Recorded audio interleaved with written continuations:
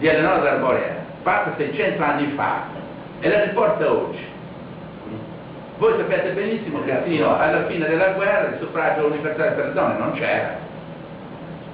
Le donne erano considerate non aventi diritto su queste cose qua. Ma come mai un popolo che aveva una donna 600 anni fa, che ha fatto e ha portato a una civiltà che è riportata oggi modernissima, debba alla fine dei conti accettare un'imposizione di legge che non ha niente a che fare con il nostro territorio, con la nostra cultura, con il nostro modo di vedere, con il nostro concetto che abbiamo di generosità, di ospitalità? È un dono innato che abbiamo, no? Io quando vado a Milano non vedo i milanesi che sono morti disposti di invitarmi a pranzo a casa loro, mentre noi lo facciamo in forma istintiva. Quando viene qualcuno siamo e abbiamo questo potere. Precisamente, quando è nata la vostra Repubblica, la data ufficiale di quest'ultima? Adesso? Sì. La prima Repubblica nacque il 4 luglio del 1978. La ufficializzazione è stata fatta il 27 agosto del 2008.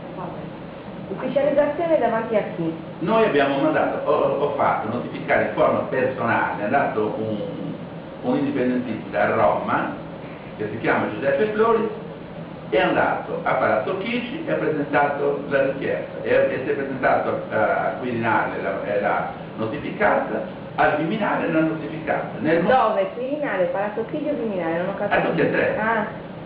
A tutte e tre. E cioè sono state 3 lettere sulla dichiarazione in forma unilaterale dell'indipendenza della Repubblica di Maluengo. Nel contempo è stata fatta la richiesta in forma bilaterale a tutti i 192 paesi che sono e rappresentano le Nazioni Unite a New York. Nel contempo anche il segretario generale come assemblea globale.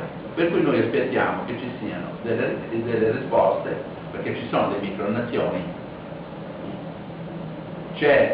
Ci sono piccole nazioni che si erano nel contesto delle Nazioni Unite e noi ci rivolgiamo a loro e diciamo: voi che avete 3.000 abitanti, 4.000 abitanti, volete riconoscerci il diritto nostro all'autodeterminazione e riconoscere la formazione della Repubblica di Maluengo?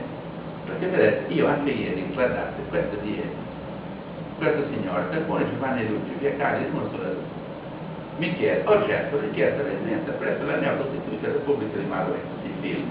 Quante richieste di Adesso di richieste ce ne faremo quasi 1250. Quante? 1250. Da quando, mi scusi, dall'ordinamento? Dal 26 di agosto?